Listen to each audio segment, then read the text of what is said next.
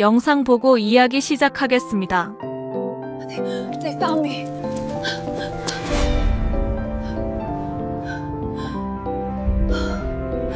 새벽 4시 23분 서울 구로구 폐창고. 철문이 반쯤 열린 입구 사이로 검은 비닐이 바람에 펄럭인다. 카메라가 천천히 안으로 들어간다. 녹슨 철골 사이로 차가운 형광등 하나가 깜빡이고 그 불빛 아래 남자 하나가 쓰러져 있다. 얼굴은 바닥을 향한 채 등에는 검붉은 핏자국이 번져 있다. 발소리 하나. 화면이 돌아서자 한 여자가 문 앞에 서 있다. 숨을 참은 듯 굳어진 얼굴. 손끝이 떨리고 있다. 서윤이다. 서윤은 시신을 본 순간 본능적으로 뒤로 물러섰다. 그 남자는 이틀 전 자신에게 연락을 해온 사람이었다. 국정원 소속이라고 했다. 서울에 도착하면 연락하라고 안전하게 보호해주겠다고 약속했던 목소리. 하지만 지금 그는 차가운 콘크리트 바닥 위에서 아무 말도 하지 못하고 있었다. 서윤의 시선이 남자의 손목으로 향한다. 거기엔 작은 메모지 한 장이 쥐어져 있다. 그녀는 조심스럽게 다가가 메모를 빼낸다. 장부를 넘기지 마라. 그들이 온다. 손글씨는 급하게 휘갈겨져 있었다. 서윤의 손이 더 세게 떨렸다. 그들이라는 단어가 머릿속에서 울렸다. 북에서 자신을 쫓던 그 사람들. 보이부 학철 일당. 이미 국경을 넘어 여기까지 왔다는 뜻이었다. 카메라가 서윤의 얼굴을 클로즈업한다. 공포가 눈동자를 가득 채운다. 그녀는 주머니에서 오래된 USB 하나를 꺼낸다. 아버지가 남긴 마지막 유산. 그 안엔 북한 고위층의 비자금 흐름을 기록한 장부 파일이 들어있다. 평양에서 목숨 걸고 빼낸 것. 이제 그것이 자신을 죽일 이유가 되어버렸다. 서윤은 창고를 나와 골목길을 따라 뛰기 시작한다. 어둠 속에서 거친 숨소리만 들린다. 가로등 불빛이 고르지 않아 그림자가 길게 늘었다 줄어들기를 반복한다. 10분쯤 달렸을까? 그녀는 24시간 편의점 앞에 멈춰 선다. 떨리는 손으로 휴대폰을 꺼내 번호 하나를 누른다. 도연 씨 저예요. 목소리가 갈라진다. 전화 너머로 남자의 차분한 음성이 들린다. 서윤 씨, 무슨 일이에요? 그들이 날 찾으러 왔어요.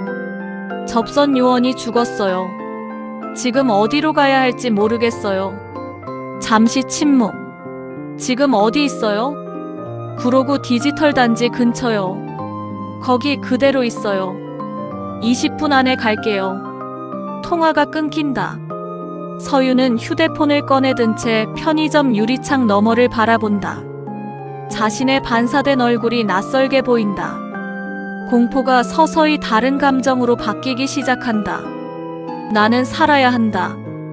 도연이 도착한 곳은 서울 강북의 작은 오피스텔이었다. 그는 국정원 비공식 요원으로 탈북자 보호 라인을 전담하고 있다. 서윤을 처음 만난 건 한 달 전 중국 국경에서였다. 그때부터 그녀의 이야기를 들어왔다. 아버지가 남긴 장부. 그것이 얼마나 위험한 것인지도. 도현은 USB를 받아 노트북에 연결한다. 파일이 열린다. 화면 가득 숫자와 계좌번호, 날짜, 이름들이 빼곡히 적혀 있다. 이게 전부예요? 아니요. 이건 일부만 전체 파일은 따로 암호화돼 있어요. 도연의 표정이 굳는다. 그는 스크롤을 내리다가 한 항목에서 멈춘다. 2024년 8월 12일 해외 비자금 송금 달러 420만 수취인 미확인. 그 아래 작은 메모가 있다. K-7 경유. K-7이 뭐예요? 서윤이 묻는다. 코드명이에요. 남한 내부 협력자를 뜻하는. 도연의 말이 끊긴다. 그는 창밖을 본다. 아래층 주차장에 검은 승합차 한 대가 멈춰 서 있다. 엔진은 꺼져 있지만 안에 사람 그림자가 보인다. 서윤 씨, 짐 챙기세요. 지금 당장. 서윤의 얼굴에 다시 공포가 번진다. 하지만 이번엔 다르다. 그녀는 가방을 집어들며 도연을 똑바로 본다. 더 이상 도망만 치진 않을 거예요. 목소리의 떨림은 여전하지만 그 안에 단단한 무언가가 자리 잡기 시작했다. 두 사람은 비상계단을 통해 건물을 빠져나간다. 도연은 차 안에서 본부에 연락을 시도하지만 누군가 이미 파일 시스템에 접근을 시도한 흔적이 있다는 메시지가 뜬다. 서윤은 창밖을 본다. 서울의 새벽은 아직 어둡다. 하지만 이 도시 어딘가에 자신을 죽이려는 사람들이 숨쉬고 있다는 것을 그녀는 알고 있다. 도연이 운전대를 잡으며 낮게 말한다. 이제 진짜 시작이에요. 카메라가 천천히 위로 올라가며 서울 도심의 불빛이 화면을 가득 채운다. 그리고 화면이 암전된다. 새벽 5시 30분 서울 성북구 외곽의 낡은 여관. 도연은 노트북 화면을 응시한 채 손가락을 멈추지 않는다. 장부 파일의 암호화된 구간을 하나씩 풀어내고 있다. 옆 침대에서 서윤은 잠들지 못하고 천장을 바라본다. 서윤 씨, 이거 봐요. 도연의 목소리에 서윤이 몸을 일으킨다. 화면엔 새로운 페이지가 열려 있다. 북한 고위층 인물 3명의 이름과 해외 계좌번호가 나란히 적혀 있다. 송금 날짜는 모두 최근 6개월 이내다. 이 사람들 전부 실존 인물이에요. 도연의 얼굴이 창백해진다. 그럼 이 장부가 진짜란 거잖아요. 서윤은 화면을 뚫어지게 본다. 아버지가 남긴 이 기록이 단순한 개인의 복수가 아니라 체제 전체를 흔들 수 있는 폭탄이라는 사실을 새삼 깨닫는다. 서윤의 머릿속에 기억 하나가 떠오른다. 평양 장마당. 2년 전 겨울이었다. 아버지는 그날 유난히 조용했다. 장사를 마치고 돌아가는 길, 그는 서윤의 손을 꼭 잡으며 말했다. 윤아, 이 나라엔 진실을 말할 수 있는 사람이 없다. 당시엔 무슨 뜻인지 몰랐다. 하지만 이제 안다. 아버지는 이미 그때부터 장부를 준비하고 있었다. 보이부 안에서 일하면서도 그들이 감추려는 돈의 흐름을 기록하고 있었던 것이다. 서윤은 눈을 감는다. 기억 속 아버지의 얼굴이 선명하다. 그리고 그가 마지막으로 남긴 말. 살아남아라. 그리고 이걸 세상에 알려라. 오전 9시 여관 근처 골목길. 도연은 본부와 통화를 시도하지만 연결이 되지 않는다. 대신 문자 하나가 온다. 파일 접근 시도 재확인. 내부 조사 중. 48시간 대기 요망. 도연은 휴대폰을 쥔 채 고개를 젓는다. 48시간을 기다릴 시간이 없다. 학철의 추격조는 이미 서울 안에 있다. 그때 낯선 번호로 전화가 온다. 받지 마세요. 서윤이 말하지만 도연은 이미 통화 버튼을 눌렀다. 도연 씨 맞죠? 남자의 목소리다. 낮고 차분하다. 누구세요? 윤호라고 합니다. 브로커죠. 서윤 씨 아버지와 일한 적 있어요. 서윤의 얼굴이 굳는다. 윤호. 그 이름은 평양에서도 들어본 적 있다. 남북을 오가며 사람과 물건을 넘기는 중개인. 신뢰할 수 있는 사람은 아니었다. 무슨 용건이에요? 서윤 씨 도와주고 싶어서요. 지금 당신들 위치 학철 쪽에서도 대충 파악했을 겁니다. 어떻게 우리 번호를 알았죠? 제 일이 그런 거니까요. 만나시죠. 혼자 버티긴 힘들 거예요. 통화가 끊긴다.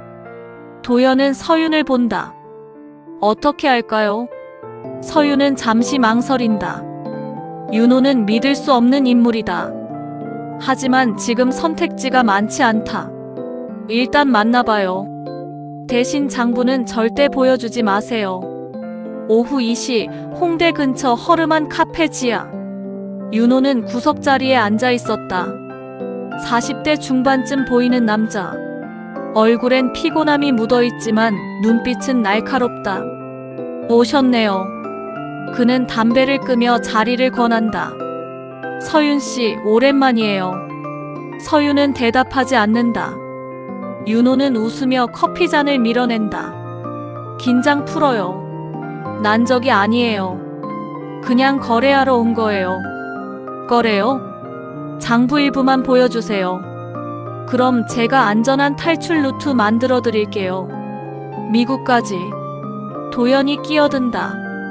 왜 장부가 필요한데요? 제 고객 중에 관심 있는 사람 있어서요. 돈 되는 정보니까. 서윤은 윤호를 똑바로 본다. 이 남자는 누구 편도 아니다. 그저 이익이 되는 쪽으로 움직일 뿐이다. 하지만 지금 당장 다른 방법이 없다. 생각해 볼게요. 빨리 결정하는 게 좋을 거예요. 학철이 강북 쪽 CCTV 다 뒤지고 있거든요. 윤호는 명함 하나를 남기고 자리를 뜬다. 저녁 7시 옥탑방. 도연이 구한 임시 거처다. 서윤은 창가에 앉아 서울의 불빛을 본다. 윤호 믿을 수 있을까요? 도연은 고개를 젓는다. 모르겠어요. 하지만 지금은 선택을 해야 해요. 서윤은 USB를 꺼내 손바닥 위에 올려놓는다. 이 작은 것 때문에 아버지가 죽었다. 접선 요원도 죽었다. 그리고 자신도 언제 죽을지 모른다. 그녀는 USB를 다시 주머니에 넣는다. 아직은 아니에요. 조금만 더 버텨볼게요. 밤 10시 옥탑방 문 앞. 누군가 종이 한 장을 문틈 사이로 밀어넣는다. 서윤이 그것을 집어든다. 장부 페이지 복사본이다. 하지만 뭔가 이상하다. 날짜 일부가 지워져 있고 새로운 숫자가 손글씨로 덧붙여져 있다. 이거 누가 조작한 거예요? 도연이 페이지를 받아든다. 학철 쪽에서 보낸 건가? 서윤은 창밖을 본다. 어둠 속 어딘가에서 누군가 자신들을 지켜보고 있다. 그리고 그들은 이미 장부의 일부를 손에 넣었다. 서윤의 손이 떨린다. 공포가 아니다. 분노다. 더 이상 숨지 않을 거예요. 그녀는 도연을 본다. 장부 전체를 공개해야 해요. 그래야 끝나요. 도연은 대답하지 않는다. 카메라가 천천히 창밖으로 이동하며 어둠 속 서울의 야경이 펼쳐진다. 화면이 서서히 암전된다. 새벽 2시 15분 서울 강북구 쪽방촌. 서윤은 잠들지 못한다. 옥탑방 천장에서 물이 새는 소리가 규칙적으로 들린다. 옆에서 도연은 노트북 화면을 들여다보고 있다. 그의 얼굴이 점점 굳어진다. 서윤 씨. 목소리가 낮다. 국정원 내부 시스템에 누군가 접근했어요. 제 계정으로요. 서윤이 고개를 돌린다. 그게 무슨... 제가 아니에요. 누군가 제 권한을 빼낸 거예요. 침묵이 흐른다. 그 말은 하나를 의미한다. 내부에 협력자가 있다는 것. 그리고 그들은 이미 장부의 존재를 알고 있다는 것. 서윤의 손이 떨린다. 이제 숨을 곳이 정말 없다. 오전 7시 강북 재래시장 골목. 도연과 서윤은 사람들 틈에 섞여 걷는다. CCTV를 피하기 위해서다. 도연은 휴대폰을 껐고 서윤은 모자를 깊이 눌렀었다. 어디로 가는 거예요? 서윤이 묻는다. 일단 사람 많은 곳에 있어야 해요. 그들도 함부로 못 움직일 거예요. 하지만 도연의 목소리엔 확신이 없다. 두 사람은 시장 구석의 작은 식당에 들어간다. 낡은 테이블 2개와 플라스틱 의자. 주인 할머니는 묻지 않고 국밥 2그릇을 내온다. 서윤은 숟가락을 들지 못한다. 도연은 창밖을 본다. 골목 입구 쪽에 검은 점퍼를 입은 남자 하나가 서 있다. 그는 담배를 피우는 척하며 주변을 훑고 있다. 서윤 씨, 뒷문 있는지 확인해요. 서윤이 일어서려는 순간 남자가 휴대폰을 꺼내 어디론가 전화를 건다. 도연은 서윤의 손목을 잡는다. 지금 나가면 바로 잡혀요. 조금만 기다려요. 10분 후 골목 밖. 남자는 사라졌다. 하지만 두 사람은 안심할 수 없다. 학철의 추격조는 한 명이 아니다. 도현은 서윤을 데리고 지하철역으로 향한다. 사람이 많은 곳. 그곳이 유일한 안전지대다. 전철 안에서 서윤은 창밖을 본다. 플랫폼을 지나가는 사람들, 출근길 직장인들, 이어폰을 낀 학생들, 평범한 일상. 자신과는 너무 먼 풍경이다. 도현 씨. 네. 제가 장부를 공개하면 끝날까요? 도현은 대답하지 않는다. 서윤은 그 침묵의 의미를 안다. 공개한다고 해서 끝나지 않는다는 것. 오히려 더 큰 위험이 따라온다는 것. 오후 3시 서울 마포구 낡은 고시원. 도현이 구한 또 다른 거처다. 방 하나에 침대와 책상 하나. 창문은 작고 환기는 잘 되지 않는다. 서윤은 침대 끝에 앉아 USB를 꺼내본다. 이 작은 것 하나 때문에 모든 게 무너졌다. 아버지도 자신의 삶도. 그녀는 USB를 책상 위에 놓는다. 이걸 버리면 어떻게 될까요? 도현이 고개를 든다. 서윤 씨. 진심이에요. 그냥 이걸 버리고 다시 숨으면 안 될까요? 이름 바꾸고 얼굴 바꾸고. 도현은 자리에서 일어나 서윤 앞에 선다. 그럼 아버지가 남긴 게 뭐가 돼요? 서윤은 고개를 숙인다. 아빠는 저보고 살라고 했어요. 진실을 알리라고 한 게 아니라. 그럼 왜 장부를 넘겼겠어요? 서윤은 대답하지 못한다. 도현은 창밖을 본다. 지금 포기하면 아버지도 접선 요원도 다 헛되이 죽은 거예요. 침묵이 흐른다. 저녁 8시 고시원 복도. 서윤은 화장실에 가기 위해 방을 나선다. 복도 끝에서 누군가 걸어온다. 남자 하나. 얼굴은 보이지 않는다. 하지만 걸음걸이가 이상하다. 너무 느리다. 마치 누군가를 확인하듯. 서윤은 본능적으로 뒤돌아 방으로 돌아간다. 도현 씨. 목소리가 떨린다. 누가 와요? 도현은 즉시 노트북을 닫고 가방을 챙긴다. 복도에서 발소리가 멈춘다. 문 앞이다. 노크 소리. 3번. 택배요. 남자의 목소리다.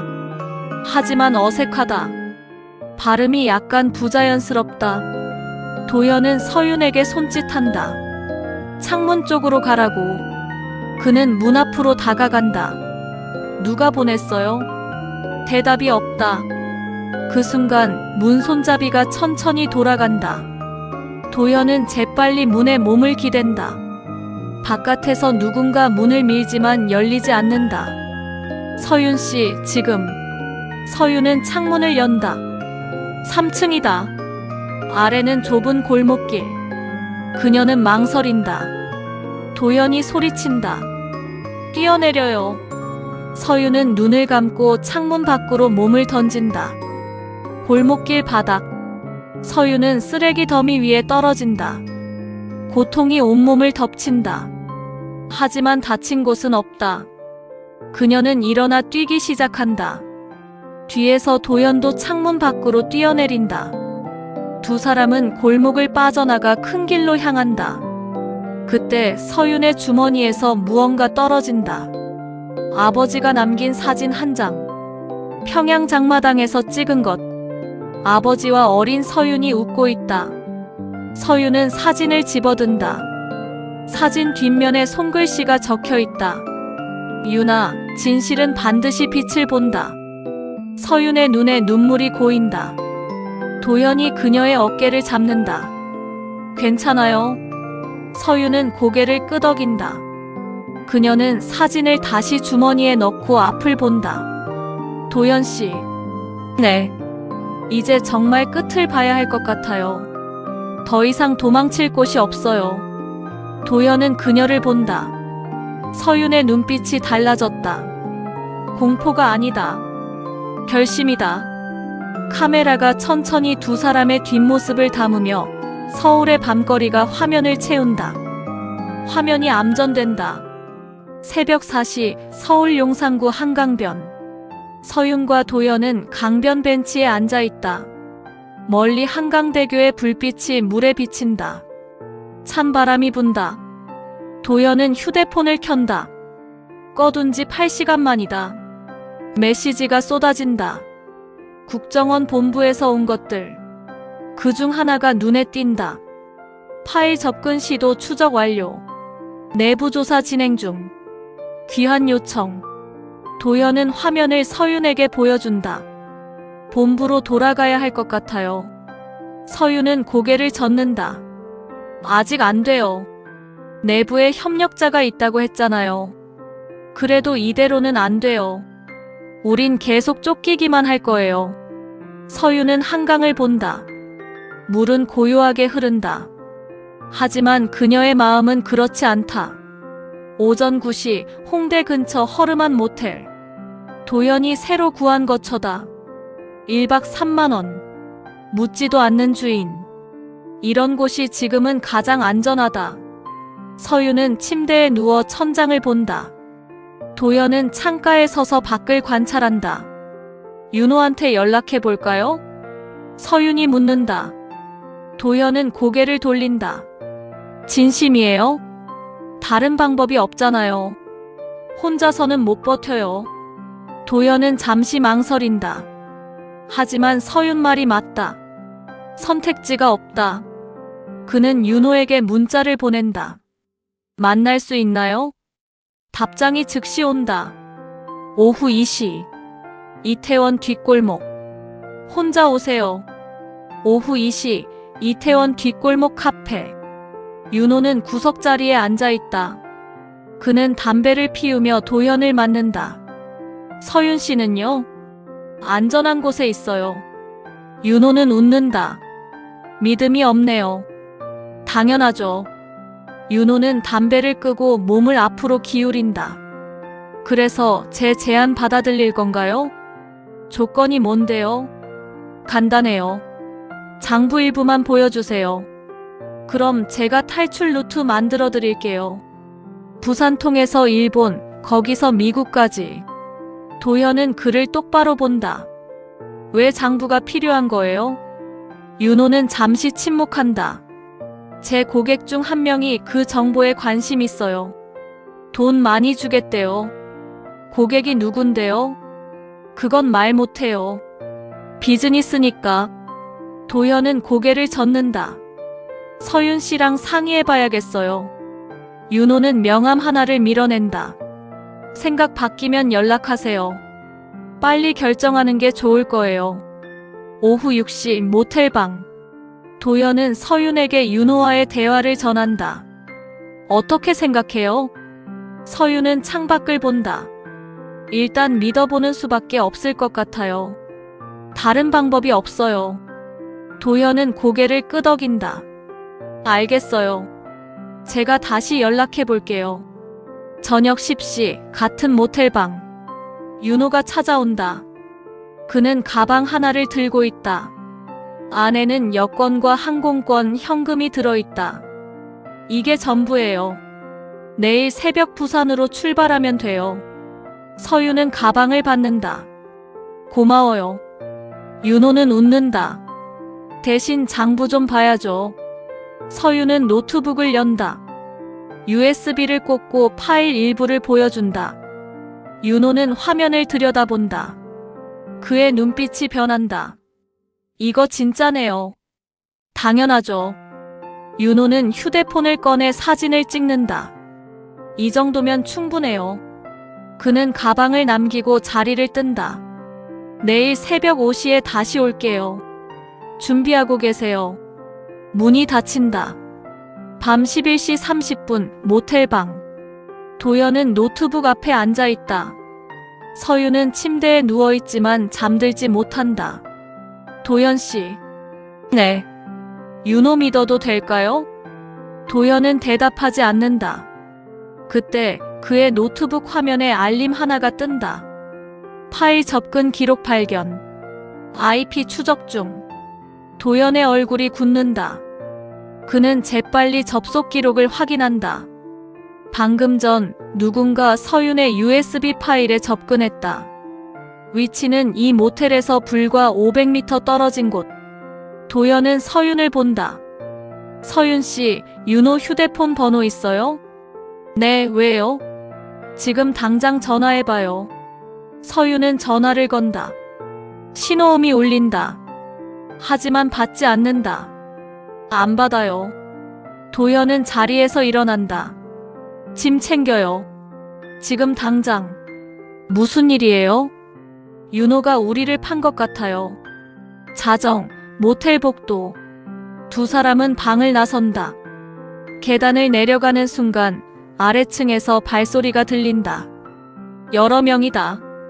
도연은 서윤의 손을 잡고 다시 위층으로 올라간다. 옥상 문을 연다. 찬바람이 얼굴을 때린다. 여기서 어떻게 나가요? 서윤이 묻는다.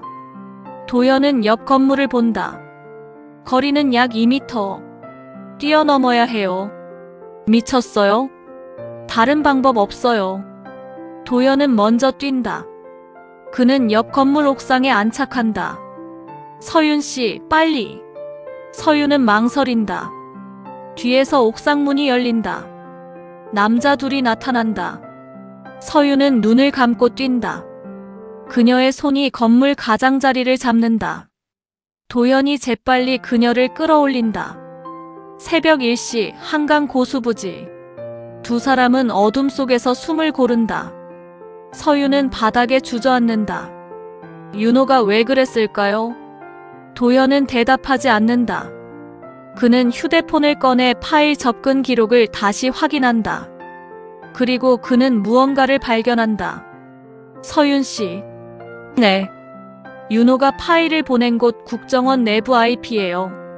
서윤의 얼굴이 굳는다. 그럼 내부 협력자랑 윤호가 연결돼 있었어요. 처음부터. 침묵이 흐른다. 서윤은 하늘을 본다. 별 하나 없는 하늘. 먹구름만 가득하다. 도연 씨. 네. 이제 정말 아무도 믿을 수 없는 거네요. 도연은 그녀 옆에 앉는다. 저 하나는 믿어주세요. 서윤은 그를 본다. 도연의 눈빛은 진지하다. 서윤 씨 아버지가 왜 장부를 남겼는지 알아요. 진실이 드러나길 바랐기 때문이에요. 그리고 그 일을 제가 끝까지 도울게요. 서윤의 눈에 눈물이 고인다. 고마워요. 도연은 일어선다. 이제 본부로 가야 해요. 직접 맞서야 해요. 서윤도 일어선다. 그녀는 USB를 꺼내본다. 이제 더 이상 도망칠 곳이 없다. 하지만 동시에 포기할 이유도 없다. 가요. 카메라가 두 사람의 뒷모습을 천천히 따라가며 한강변의 어둠 속으로 사라진다. 화면이 암전된다. 새벽 5시 서울 구로구 폐창고. 서윤과 도연은 어둠 속에 서 있다. 이곳은 모든 것이 시작된 곳이다. 첫 번째 시신이 발견된 장소. 도연은 손전등을 켠다. 빛이 창고 안쪽을 비춘다. 먼지가 공중에 떠다닌다. 여기가 맞나요? 서윤이 묻는다. 도연은 고개를 끄덕인다. 아버지가 남긴 음성 파일 마지막 위치 정보가 이곳이었어요. 두 사람은 안으로 들어간다. 창고 한쪽 벽면에 낡은 철제 캐비닛이 있다. 도연은 그것을 연다. 안에 작은 녹음기 하나가 있다. 서윤은 손을 뻗어 그것을 집어든다. 먼지가 묻어있지만 전원은 켜진다. 재생 버튼을 누른다. 윤아. 아버지의 목소리다. 서윤의 손이 떨린다. 이 녹음을 듣고 있다면 넌 지금 서울에 있을 거야. 그리고 아마 많이 힘들었을 거야. 목소리는 차분하지만 어딘가 슬프다. 아빠는 너한테 미안해. 이런 짐을 넘긴 것. 하지만 달리 방법이 없었어. 서윤은 눈을 감는다. 장부엔 진실이 담겨 있어. 하지만 그게 전부가 아니야. 진짜 중요한 건 그 진실을 누가 감추려 했는지야. 도연이 서윤을 본다. 학철이가 아니야. 그는 그냥 손일 뿐이야. 진짜는 나만 내부에 있어. 코드명 K-7. 서윤의 눈이 커진다. K-7은 국정원 고위 간부야. 그는 북의 비자금을 관리하는 대가로 돈을 받아왔어. 20년 동안. 침묵이 흐른다. 유나, 이 녹음과 장부를 함께 공개해. 그러면 모든 게 끝나. 그리고 살아남아라. 그게 아빠의 마지막 부탁이야. 녹음이 끝난다. 서윤은 녹음기를 내려놓는다. 눈물이 흐른다. 하지만 소리내어 울지는 않는다. 도연은 그녀 옆에 선다. 서윤 씨. 네. 이제 어떻게 할 거예요? 서윤은 눈물을 닦는다. 공개해야죠. 아빠가 원한 거니까. 도연은 고개를 끄덕인다. 본부에 직접 가야 해요. 거기서 장부와 녹음을 함께 제출하는 거예요. 서윤은 글을 본다. K-7이 누군지 알아요? 도연은 잠시 망설인다. 예상은 해요. 하지만 확신은 없어요. 그래도 가야 해요. 오전 9시 국정원 본부 정문. 서윤과 도연은 차에서 내린다. 높은 건물이 그들을 내려다본다. 경비원 둘이 다가온다. 신분증 확인 부탁드립니다. 도연은 자신의 신분증을 보여준다. 요원 도연입니다.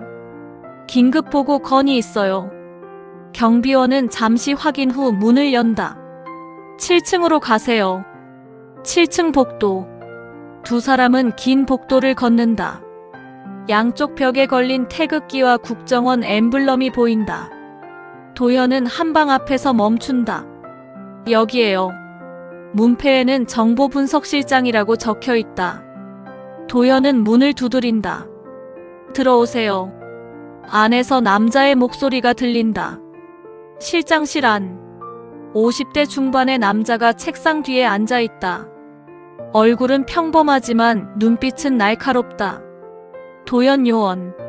오랜만이네요. 실장님. 도연은 서윤을 소개한다. 탈북자 서윤입니다. 실장은 서윤을 본다. 앉으세요. 두 사람은 자리에 앉는다. 도연은 USB와 녹음기를 꺼내 책상 위에 놓는다. 이게 뭡니까? 북한 고위층 비자금 장부와 증언입니다. 실장의 얼굴이 굳는다. 어디서 구했죠? 서윤 씨 아버지가 남긴 겁니다. 실장은 USB를 집어든다. 이게 진짜라는 증거는? 도연은 녹음기를 가리킨다. 그 안에 설명이 다 있습니다. 그리고 도연은 잠시 망설인다. K-7에 대한 정보도 있습니다. 실장의 눈빛이 흔들린다. 잠시 침묵이 흐른다. 실장은 USB를 내려놓는다. 도연 요원. 네. 이걸 공개하면 어떻게 될지 알아요? 알고 있습니다. 북과의 관계가 흔들릴 겁니다. 내부 협력자까지 드러나면 국정원 전체가 타격을 입어요. 도연은 대답하지 않는다. 실장은 서윤을 본다. 서윤 씨, 당신 아버지는 왜 이런 걸 남겼죠? 서윤은 그를 똑바로 본다. 진실을 알리고 싶어서요. 그게 옳은 일이니까요. 실장은 웃는다. 하지만 그 웃음은 따뜻하지 않다. 옳은 일이라. 그는 자리에서 일어난다. 알겠습니다. 제가 처리하죠. USB와 녹음기 여기 두고 가세요. 도연은 고개를 젓는다. 실장님, 직접 조사위원회에 제출해야 합니다. 내가 처리한다니까요. 실장의 목소리가 차갑게 변한다. 서윤은 그 순간 깨닫는다. 당신이 K-7이군요. 침묵. 실장은 웃음을 멈춘다. 똑똑하네요. 도연은 자리에서 일어난다. 실장님. 앉아요, 도연. 실장은 책상 서랍을 연다. 안에서 권총 하나를 꺼낸다. 미안하지만 이 장부는 세상에 나갈 수 없어요. 서윤의 심장이 빠르게 뛴다. 도연은 그 앞을 막아선다. 실장님, 지금 뭐 하시는 겁니까? 살기 위해서예요. 당신들도 이해할 거예요. 그 순간 문이 열린다. 여러 명의 요원들이 들어온다. 그중 한 명이 앞으로 나선다. 실장님, 체포합니다. 실장의 얼굴이 일그러진다. 무슨? 내부 조사 결과 당신의 계좌에서 의심스러운 송금 기록이 발견됐습니다. 그리고 방금 전 대화는 모두 녹음됐습니다. 도현은 가슴에서 작은 녹음기를 꺼낸다. 실장은 무너진다. 한 달 후 서울 한강공원. 서유는 벤치에 앉아 강을 본다. 햇살이 물 위에 부서진다. 따뜻하다. 도현이 커피 2잔을 들고 온다. 여기요. 고마워요. 두 사람은 나란히 앉는다. 장부 공개됐어요. 언론에서 난리예요. 서유는 고개를 끄덕인다. 아빠가 원하던 거예요. 도현은 그녀를 본다. 이제 어떻게 할 거예요? 서유는 하늘을 본다. 잘 모르겠어요. 하지만 이제 숨지 않아도 되잖아요. 도현은 웃는다. 그렇죠. 침묵이 흐른다. 서유는 주머니에서 아버지 사진을 꺼낸다. 아빠, 해냈어요. 그녀의 목소리는 떨리지 않는다. 이제 편히 쉬세요. 바람이 분다. 사진 속 아버지의 미소가 햇살 아래 빛난다. 서유는 사진을 다시 주머니에 넣는다. 도현 씨. 네. 고마워요. 끝까지 함께 해줘서. 도현은 고개를 끄덕인다. 당연한 거예요. 서유는 일어선다. 이제 새로 시작해야죠. 진짜 제 삶을요. 도현도 일어선다. 어디서부터 시작할 건데요? 서유는 강을 본다. 여기서요. 서울에서. 더 이상 도망치지 않고. 카메라가 천천히 두 사람에서 멀어지며 한강의 풍경을 담는다. 햇살이 강물 위에서 반짝인다. 화면이 천천히 밝아지며 희망의 빛으로 가득 찬다.